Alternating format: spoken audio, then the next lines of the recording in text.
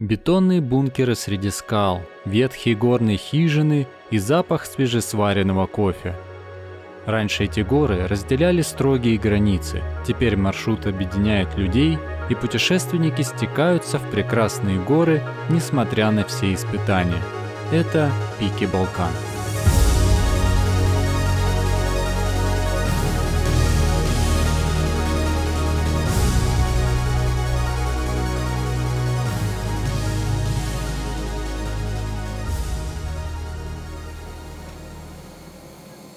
Прилетаем в Тирану, столица Албании. Начинать маршрут пики Балкан нам удобнее именно отсюда. Тирана вызывает противоречивые чувства. Кажется, что город до конца не решил, кем хочет быть – столицей страны или все же провинцией. С одной стороны, современные и высокие здания, аккуратные, интересные площади, уютные дворики, где можно спрятаться от солнца. С другой стороны, кривые, недоделанные фасады жилых домов, неприятный мусор у обочин и какое-то хаотическое нагромождение стихийных построек. Впрочем, мы к этому относимся спокойно, принимаем все как есть. Ведь сюда мы приехали не за городами и архитектурой, а именно за горами.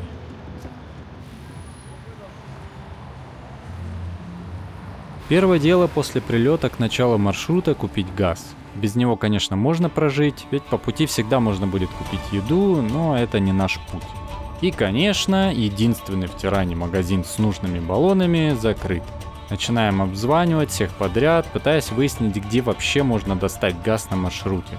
По цепочке звонки в Тиране, потом в Шкодер. Ведь именно туда мы едем дальше автобусом. В Шкодере нам повезло. Хозяин магазина согласился открыть лавку специально для нас и выдал вожделенное топливо.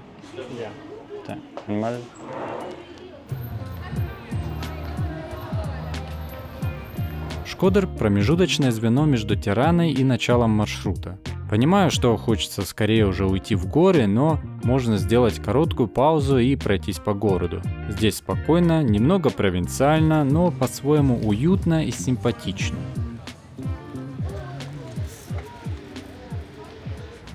Ладно, оставим уже города, ведь нас ждут приключения, нас ждут горы и начало в поселке Сес. Мы еще не едем, пока стоим, но я уже нервничаю, потому что читала на форумах, что водители иногда забывают даже на поворотах тормозить, а дорога будет очень серпантинистой.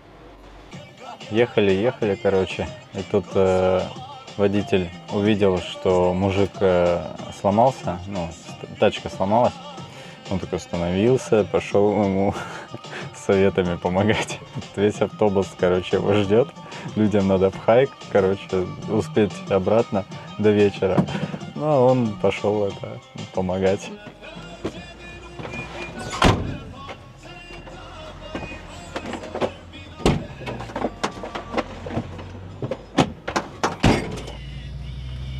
Где-то вычитали, что Сес называют воротами в Балканские Альпы. Сразу же по приезду суматоха, все бегают, что-то закупают, обсуждают планы, почти все с рюкзаками, все в теме. И в этом хаосе тебя охватывает ощущение единства, что ли. Это прям заряжает энергией и жаждой пути.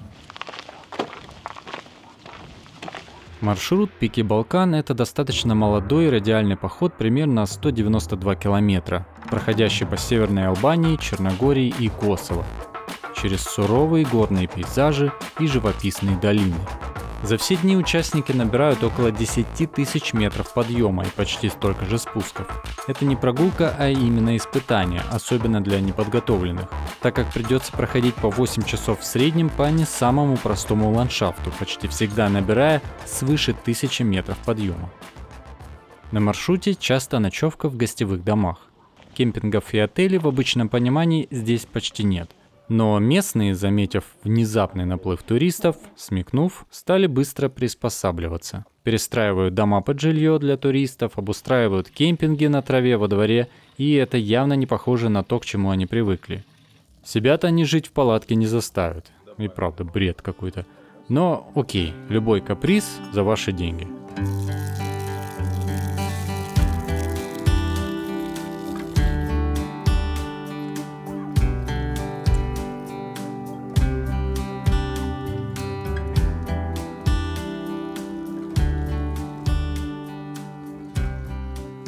Вообще Албания считается очень гостеприимной страной, и я думаю, это напрямую связано вот с этим законом гор, что гость очень важен. И когда мы пришли вот в этот гостевой дом, нас угостили кофе абсолютно бесплатно. Но сейчас миром правит капитализм, и понятно, что людям нужно что-то есть, и, конечно же, тебя тут не будут бесплатно обслуживать. И скажу по секрету, вот этот гостевой дом достаточно дорогой, потому что все в горах здесь достаточно дорого. Вот. Но, тем не менее, я думаю, гостеприимство все равно остается такой ключевой особенностью албанской культуры.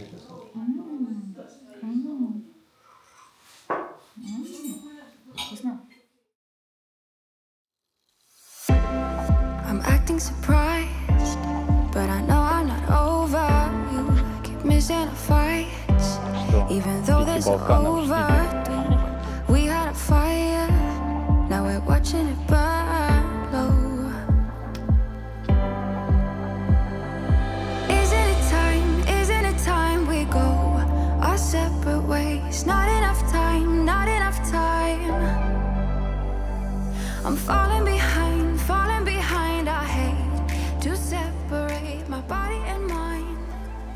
My body and mind.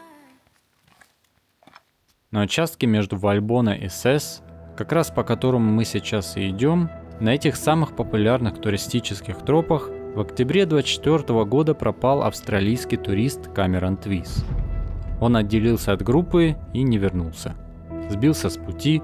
Нападение медведя, в любом случае его следы так и не были найдены. Эта история напоминает, что даже на известных маршрутах горы нельзя недооценивать. С картами, с компасами, молодцы. Сегодня мы встретим еще много людей, потому что этот участок очень популярный из Сеса в Вальбоне. И многие люди просто одним днем проходят этот маршрут с легкими рюкзаками, потому что автобус тебе может забрать из обоих точек.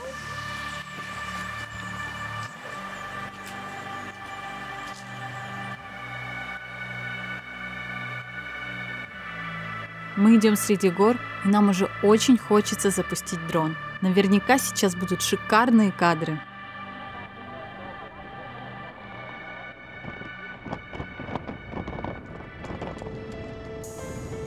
За эту поездку видео с дрона больше не будет, потому что мы его потеряли.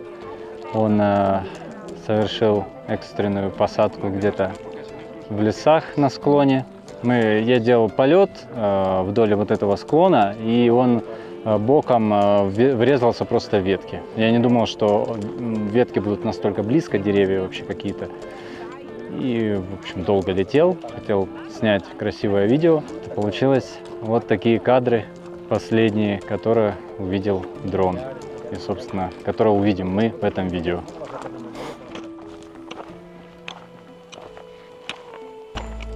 Если честно, вместе с потерей дрона в этот момент будто пропало все вдохновение. Красота вокруг не радует, даже сушеная индейка кажется безвкусной.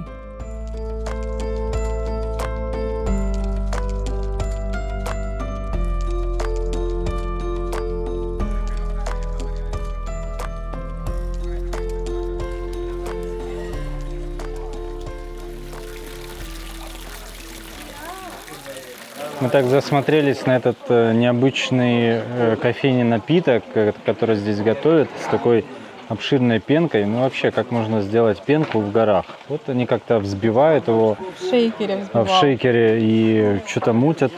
В общем, мы решили заказать пока один напиток на двоих. А он говорит: да это от меня, просто берите и все. Ну, грех отказываться, конечно. Мы сегодня и так настрадались. На спуске приходит осознание. Ведь вместе с дроном мы потеряли все будущие великолепные кадры с высоты, которые всегда так обогащают наши фильмы.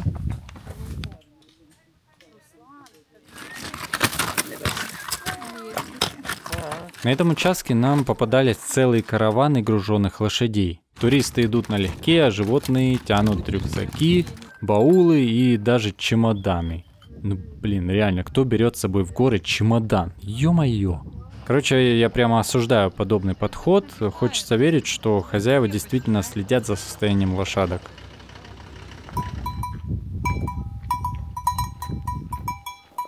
Наконец добрались до долины. Ноги гудят, спуск позади. И тут нас встречают 4 километра скучной асфальтированной дороги.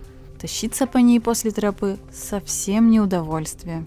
Мы периодически встречаем вот такие бункеры в виде грибков. Все дело в том, что страной в 60-х, 80-х заправлял некий диктатор Ходжи. И он расторгнул все отношения и с Союзом, и с Китаем. При этом страна оставалась такой вот в изоляции. И он боялся всего. То есть и Варшавского договора, и вторжения НАТО, Югославии. Короче, вокруг были одни враги. И единственным вариантом это сплотиться и вокруг Ходжи, вокруг государства, значит, и понастроить кучу бункеров, чтобы прям вот всем досталось. Их очень много, кто-то говорит 700 тысяч, кто-то называет официальные, скажем, источники там 170-200, но это в среднем 11 человек на один бункер. И местные шутят, что в каждой деревне есть мечеть, школа и бункер.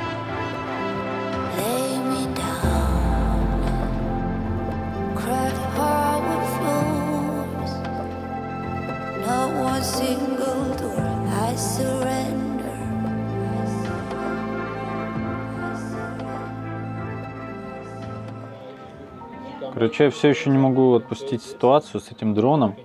Я просто представляю, сколько можно было в этом путешествии снять отличных кадров. Я вспоминаю классные вот эти вот кадры, которые я уже снял. Ну что говорить, дрон украшает каждое наше видео. Это большая-большая потеря для нас. Но, наверное, еще хуже было бы наснимать вот большой объем видео и потерять в самом конце путешествия. Вот это был бы удар просто капитальный. Да, ему 3 года, и он наш оператор, он наш спутник, да, вдохновитель. И вот столько эмоций связано, с этим дроном. И вот тебе на, все, просто. Наверное, это участь каждого дрона. Я надеюсь, дофамин от новой покупки перекроет наше ужасное настроение. Но это случится потом, а сейчас первый день вот как-то не удался. Проживаем чувства. Там, как назло, чуваки дрон запускают свой. Прям соль на рану. Но я пойду поспрашиваю у них, что у них за модель.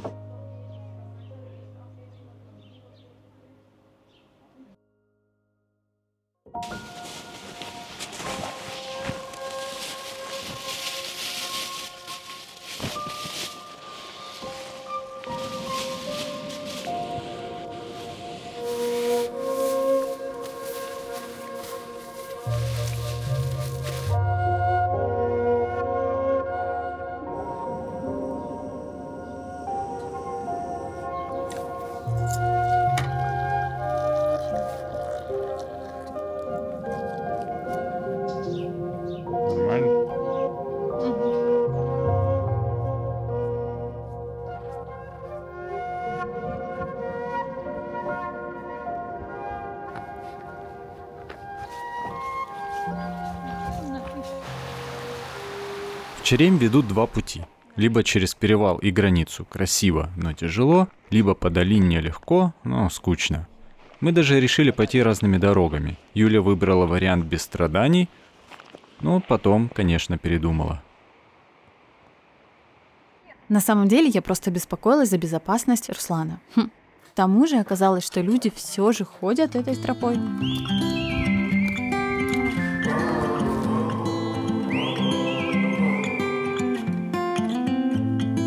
I think that I'm going to hiding somewhere by a gated star. Baby, they ain't never gonna find me. I'm a renegade. I could be the one who saved you from this hard place. We could be as one and we'll escape.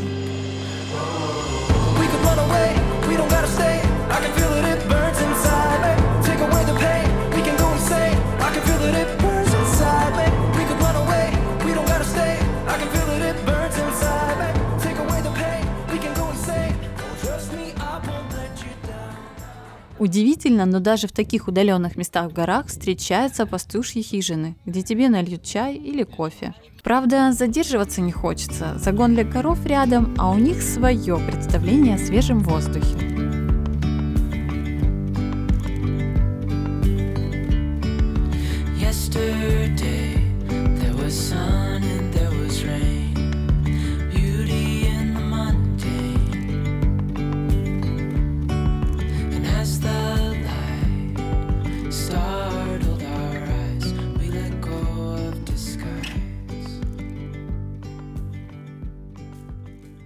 Мы сейчас сидим на границе между Албанией и Черногорией.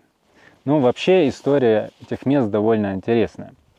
Еще в 40-х годах здесь бродили партизаны, и вообще эти места всегда использовались пастухами для перегонки стадов там, из Албании в Черногорию и наоборот. Это было частью повседневной жизни. Все да ничего, вот только границу закрыли, причем настолько конкретно, что некоторые семьи оказались разделены на целые годы. Вот. Позже, конечно, люди стали рисковать и границу переходить, но под страхом словить пулю. Причем это не так давно было, в 80-х. Вот. А сейчас здесь бродят туристы и коровы. Так припекает, что пришлось тайвиком укрыться. Теперь я как шейх хожу в горах. Горный шейх. И пофиг.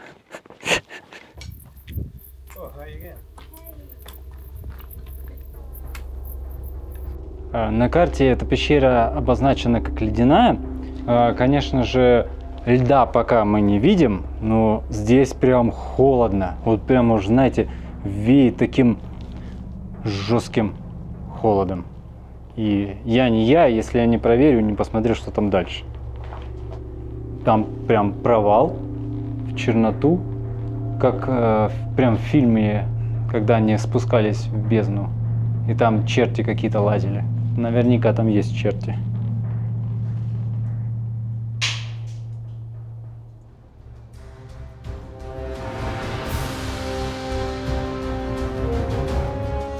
По албанской легенде, крылатый воин Дрангуа, защитник света и дождей, сражается с Кулшедрой, архетипом зла, несущим засуху и разрушение. А гром – это след их вечной битвы за воду и жизнь.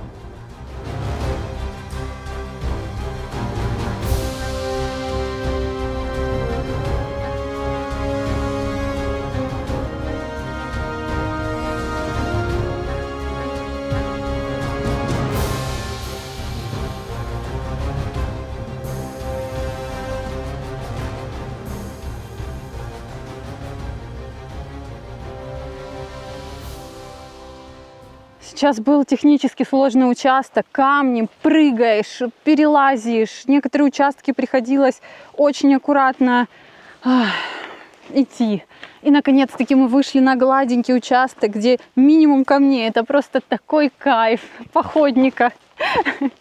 Просто сложность в том, что ты ногой не наступаешь ровно. Постоянно она у тебя под углом. Из-за этих камней они мало того, что режут подошву, так ты еще не можешь стать ровно. Вот вообще нигде просто нету ровного места. И вот это на протяжении там, не знаю, часа ты так идешь. Жуть бесит.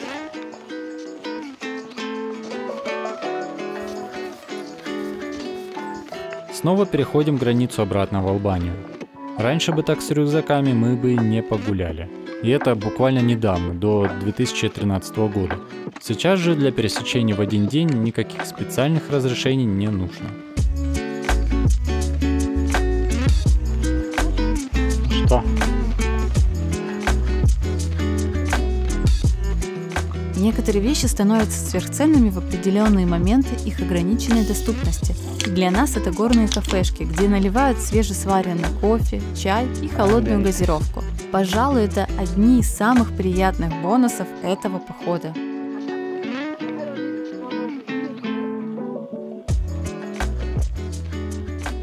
Блин, это просто божественно. Ярослан, я тебе не дам. Ну все, глянь. Офигеть.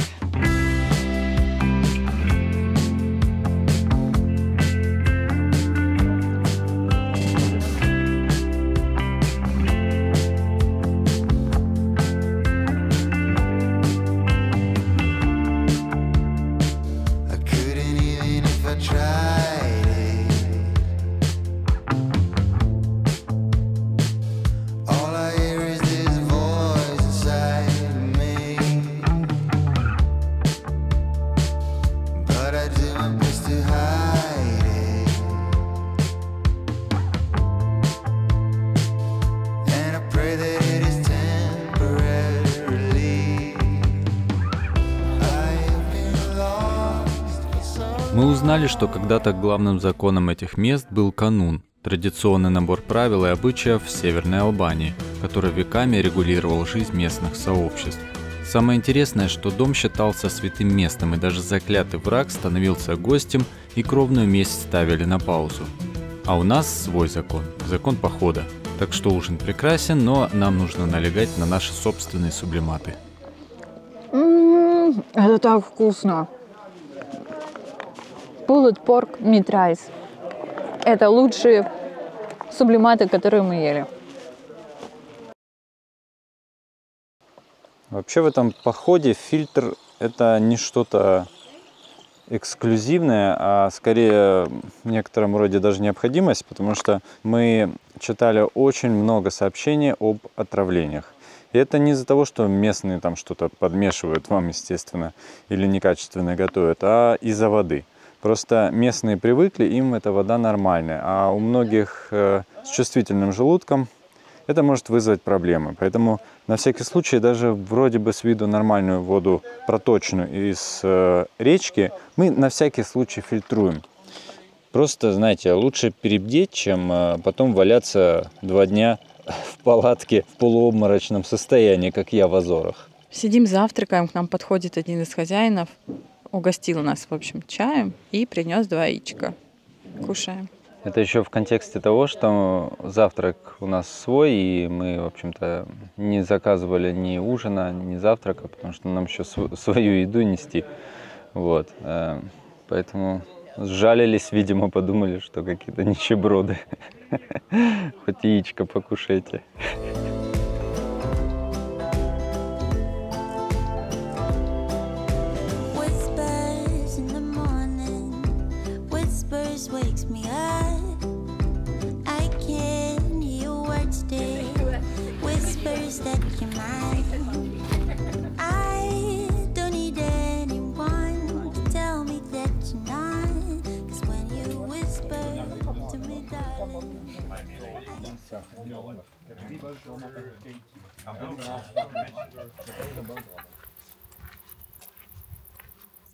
Еще недавно эти границы считались непроходимыми. Любой пастух, сокративший путь, рисковал попасть в тюрьму.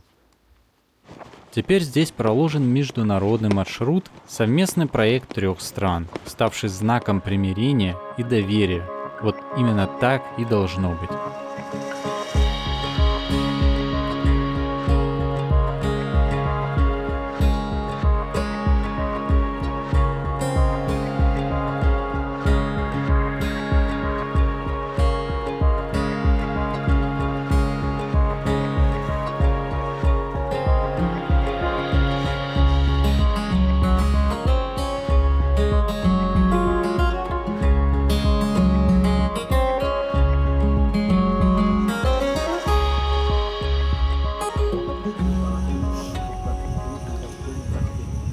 На этой полянке, конечно, прекрасные условия, чтобы приготовить обед. Есть вода, есть и мыло, руки помыть. И просто бери да готовь.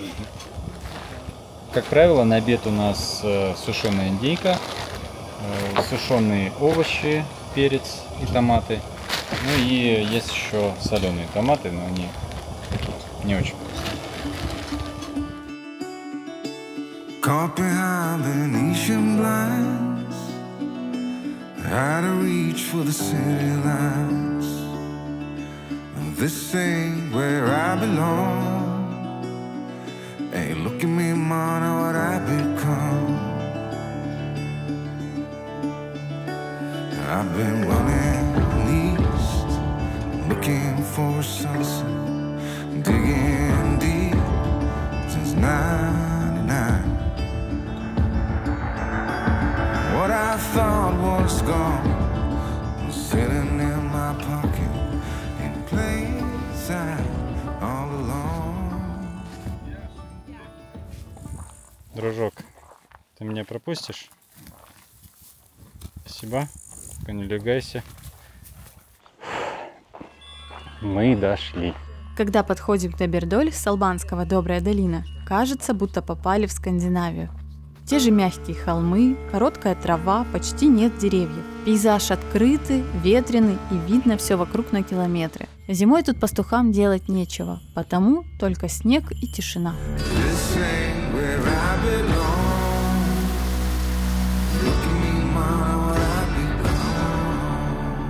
Подходим к стоянке, а тут как в деревне. Бабушка что-то шьет, курочки бегают всюду, где вздумаются.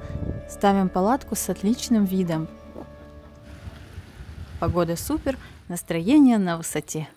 Ну что ж, пивко в столь жаркий день посреди гор, неизвестно где, дорогого стоит за вас. Вот с этим горшочком, конечно, не просто попадать в эти пазы. Все, закипает вода на наш ужин. Сегодня мы едим что-то из говядины. Надеюсь, будет вкусно, как вчера. Вчера был потрясающий ужин с рваной свининой. Вообще. Ну а сейчас вообще замечательно. С таким видом кушать даже лучше, чем подготовленный ужин в домике. Осторожно.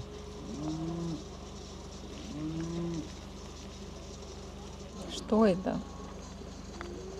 Гадость? Что-то вообще невкусно. И вообще как будто не заварилось. В целом, да господи, какая разница с таким видом-то?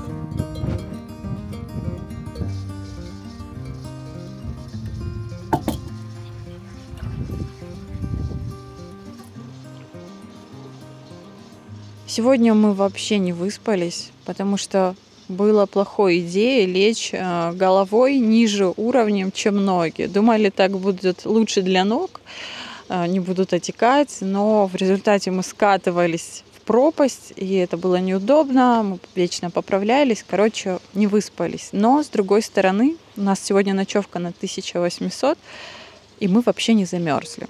Еще мужик какой-то храпел, как не в себя, сосед. У нас всего 2 палатки, наша и соседняя. И там сосед устраивал. Да, устраивал. Пение. Ух, как я злилась. Сейчас завтракаем, и тут очень красиво. Такое чувство, мы в зоопарке. Барашки, цыплятки к нам заглядывали, коровки.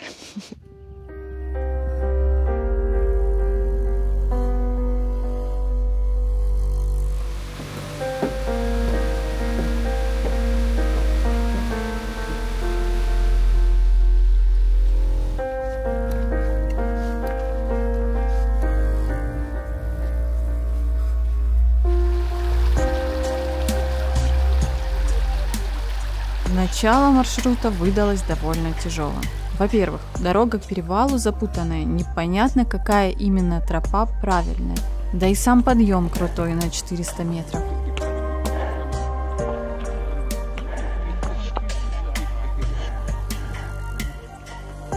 Ура! Кисуня дошла.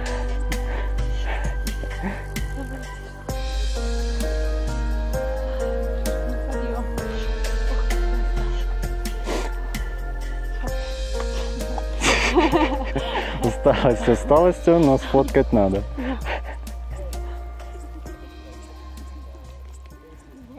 Это вот нам получается идти вот на эту острую вершину, которая здесь самая высокая. Вот там все люди поднимаются. Очень многие путешественники специально делают небольшой крюк и поднимаются вон туда. И скоро станет ясно почему. Но в эту маленькую радиалку тянуть рюкзаки – сомнительное удовольствие, поэтому прячем их под навесом и идем налегке. Таков план. И в целом многие так и делают.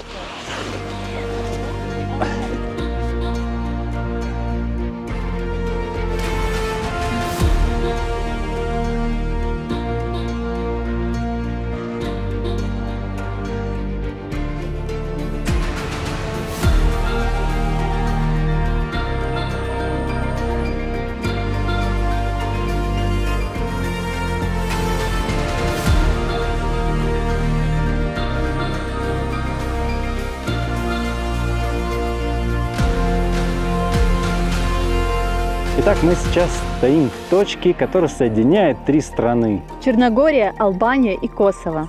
И мы, конечно, не знаем каких-то особенных историй касаемо этой точки, но уже самого факта достаточно. Ты приходишь в одно место и оказываешься сразу в нескольких странах. Это очень круто, эпично. И красиво.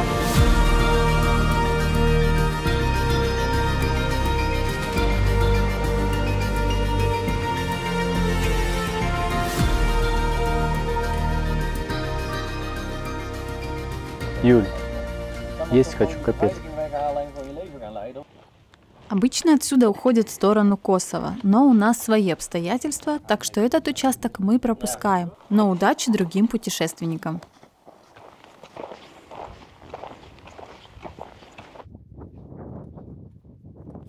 Сегодня у нас очередное пресловутое пересечение границы, на этот раз между Черногорией и Косово. Вы, наверное, недоумеваете, почему мы постоянно шмыгаем между границами и нас за это не наказывают. Все дело в нашем разрешении, которое мы приобрели на специальном сайте и, естественно, за него даже заплатили, так что все официально. От границы с Черногорией нас ждет долгий спуск, больше 700 метров вниз до Бабьино поле. Казалось бы, идешь вниз, должно быть легче, но спина с этим точно не согласна. Да и усталость уже накопилась, хочется просто дойти и рухнуть в палатку.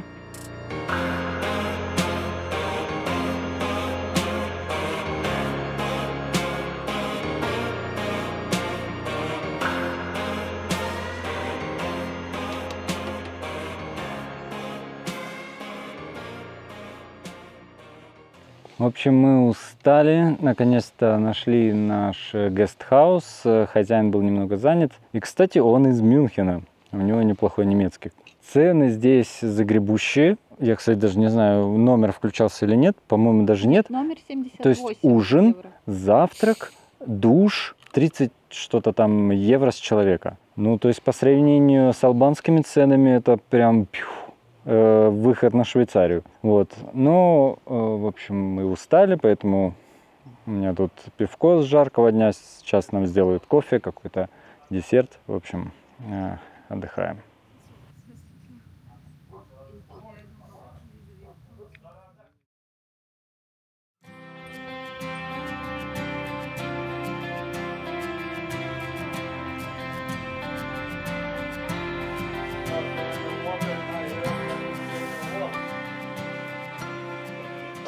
Мы сегодня решили заказать завтрак в нашем гестхаусе, чтобы как-то сэкономить время на сборах. Идти сегодня долго. И таким образом проснулись мы в 6, немного повалялись, а уже в 7 мы полностью собраны. То есть палатка уже тоже упакована. Для сравнения, в первый день нас это заняло вместе с приготовлением завтрака 2,5 часа.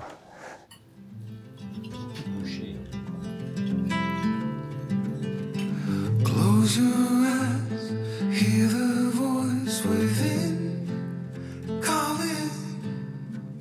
This heavy load got under your skin. All in, you got the white knuckles holding on it tight, keeping your feelings bottled up inside. Heading for collision and denial. To really live, you gotta die.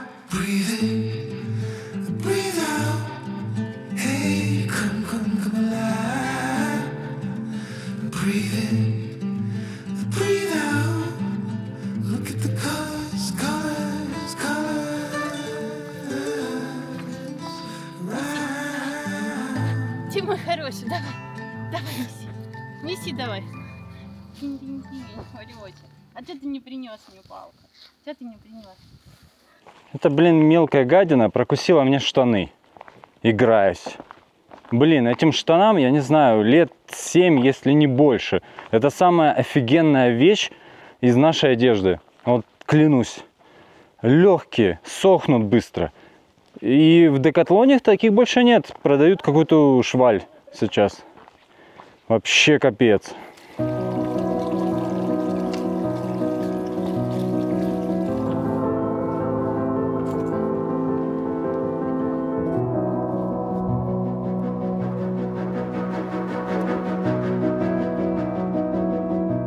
Хридское озеро. Высокогорное озеро, спрятанное среди хвойных склонов, настоящая скрытая жемчужина этих мест. По поверью, если оставить в его глубинах украшения, оно принесет здоровье и удачу в браке. Также говорят, тут купаются лесные фейри, спрятанные от человеческого взора.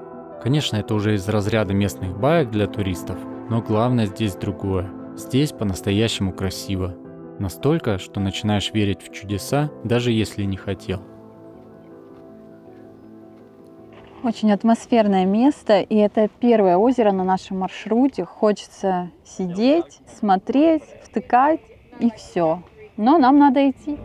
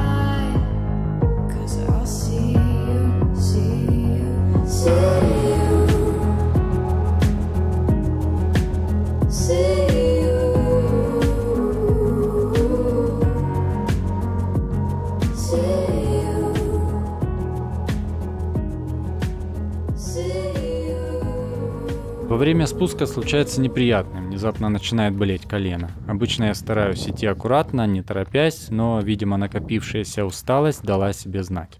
Скорость падает вдвое.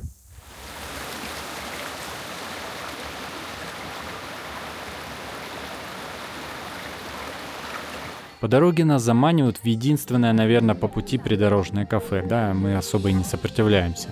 Хозяйка выдает нам много важной информации. Кто где живет, чем занимается, показала свадьбу, и, кажется, мы уже знаем о ее семье больше, чем сами родственники.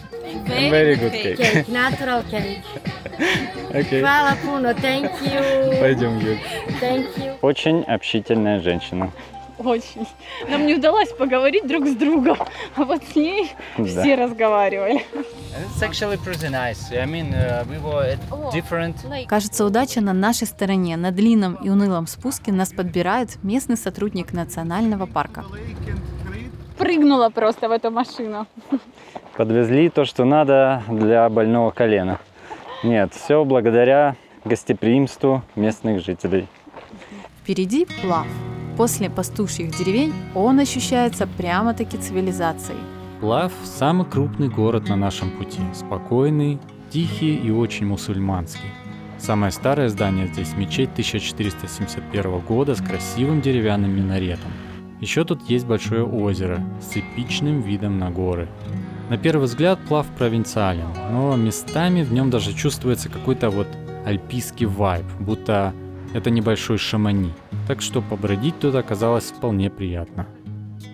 В середине похода мы любим устраивать себе день отдыха. Для этого у нас заранее забукано деревянное бунгало. Отдохнем в комфорте, потому что знаем, впереди обещан сильный ливень. Но дневка это не только блажь. Колено Руслана явно сигнализирует о передышке.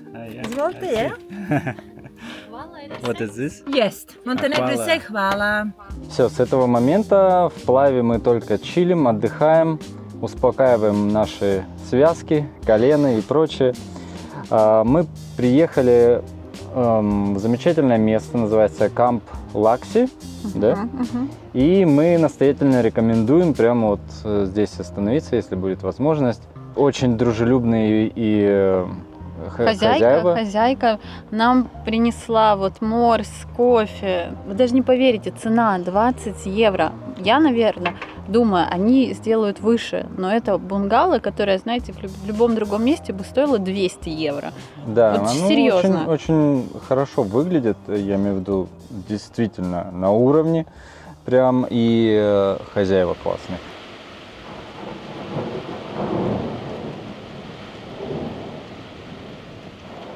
Вы представляете, вот в такой ливняк попасть в горах?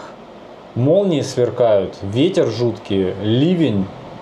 Это просто ужас какой-то. И спрятаться, скорее всего, даже негде. И кто-то ведь пошел сегодня.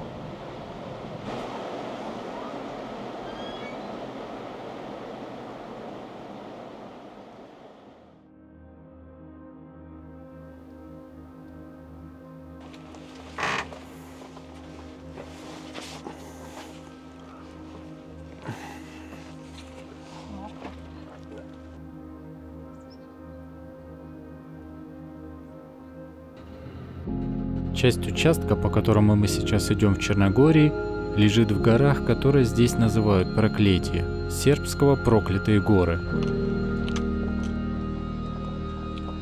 Это мрачное название имеет спорное происхождение. В фольклоре встречаются разные версии, от легенды о дьяволе, что за один день создал эти зубчатые хребты, до рассказов о проклятии этих мест с женщиной, что не могла найти воды в знойный день для себя и ребенка, или о солдатах и путешественниках, что кляли горы, когда шли через них.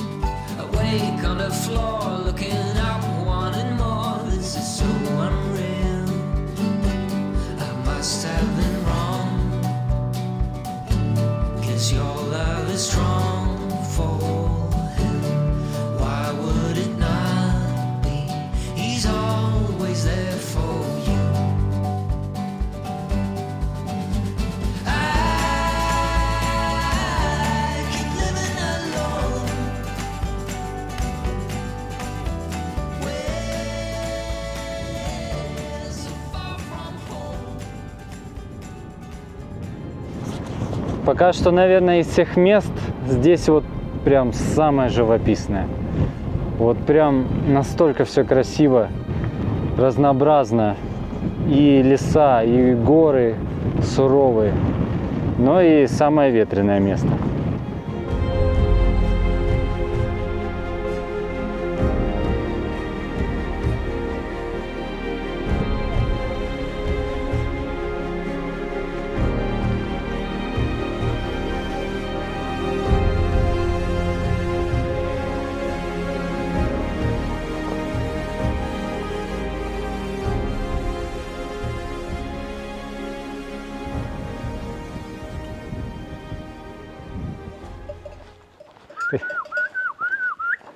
Hello. Hi.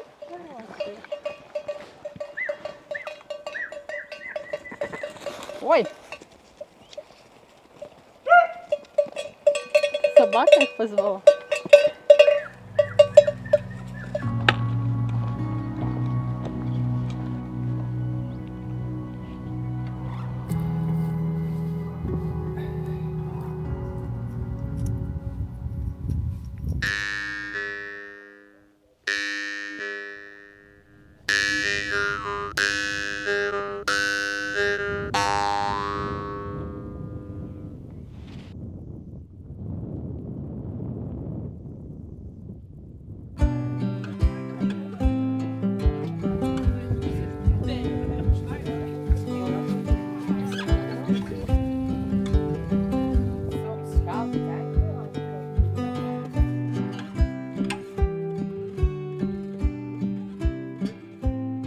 Буквально сейчас по дороге нас встретил мужик на машине, сказал, что он из национального парка Проклетие. Вот, и говорит, у вас есть билеты? На сегодня. Такие, какие билеты? Нет, говорю. В общем, купили билеты. У него штука, в общем, картой расплатились, что необычно для Монтенегро вообще.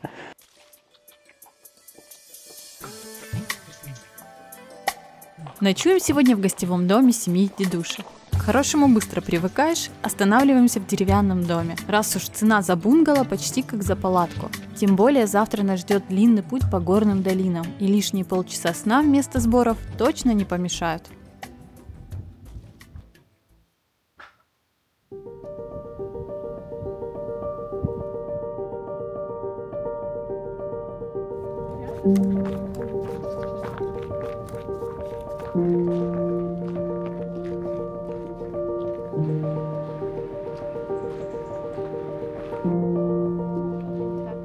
Постоянно ловлю себя на том, что иду, задрав голову. Смотрю на эти горы, что нависают над тропой, заставляют чувствовать себя крошечным. Но именно вот в этом, наверное, есть удовольствие, когда природа вокруг такая, что хочется просто смотреть вверх и молчать.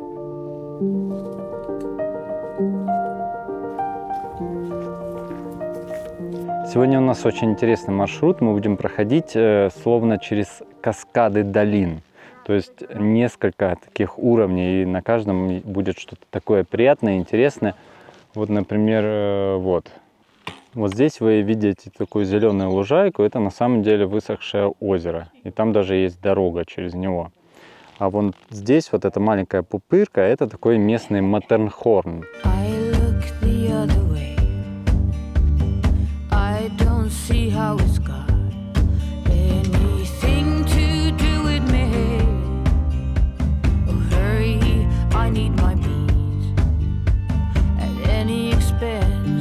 Doesn't make sense, but every cell in my body eats its protein.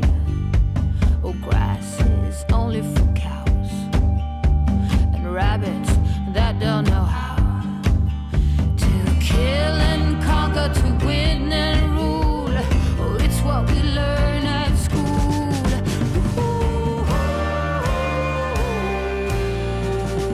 Сегодня мы как в игре.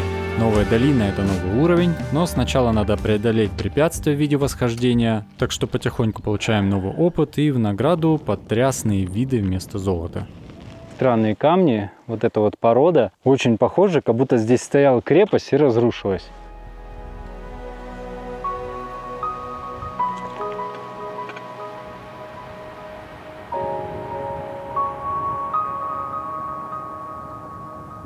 Я чуть поднялся на пригорочек, чтобы увидеть вот этот местный Матернхорн. Но тут, конечно, виды сногсшибательные.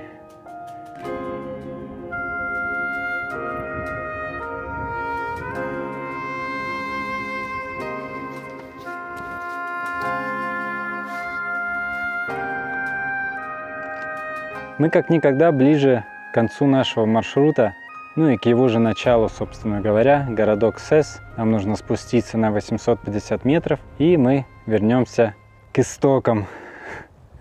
Круг замкнулся. С одной стороны, тебе хочется уже завершить маршрут, сбросить с себя тяжелый рюкзак, почилить никуда не собираясь, и все же внутри легкая грусть. Наше приключение завершается.